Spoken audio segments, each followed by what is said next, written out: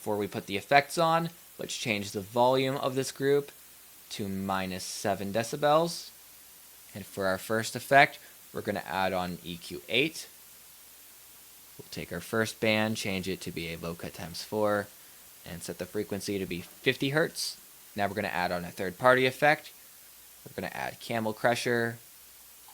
I've been using this in a lot of my videos because it's free and it works great.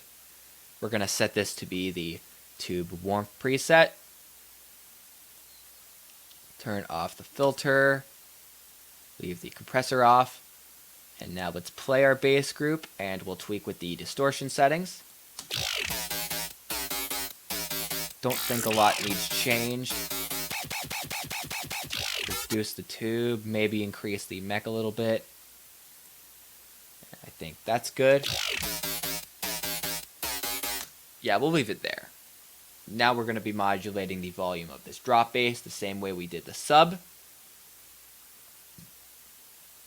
So let's add LFO. So let's put LFO tool on. And we're going to set this to the Dubstep preset that I made. And we'll also be using that on the leads in a minute. Don't need to change any of this because the preset's already set up 100%. And once again, we'll open up the bass group. We'll go to our MIDI track. We're going to go to our output. We'll set this to bass.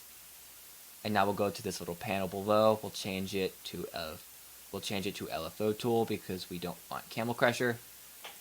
And there we go. Now the volume is being modulated by LFO tool on the bass group, and it sounds great.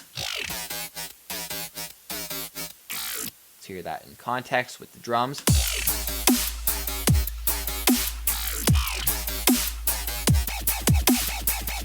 And if you're wondering why I like adding this ducking to the group so much, it's because it really gives every sound some space to breathe. You can hear the drums and the bass and everything so much more clearly, and stuff isn't being cluttered because it's all playing on top of each other at the same time. And for our last effect on the bass group, we're going to add on another third-party plugin. We're going to be adding on Data Life's Sausage Fattener. Now this is a plugin that some people look at as being sort of a joke, and with the little cartoon sausage, it's not hard to see why. But I actually use this plugin very frequently, and when used subtly and in small doses like how I'm going to show you now, it's actually very effective, and it can take a lot of the hassle and work out of getting a good mix down. What you might spend hours on with compression plugins, you can get very quickly by adding just a little bit of Sausage Fattener.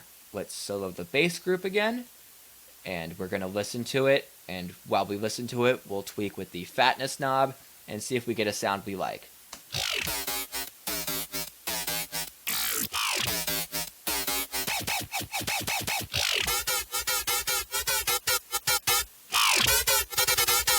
"19% sounds really good. We're not getting an overly distorted and obnoxious sound, but it's more warm and in your face, and it works super well.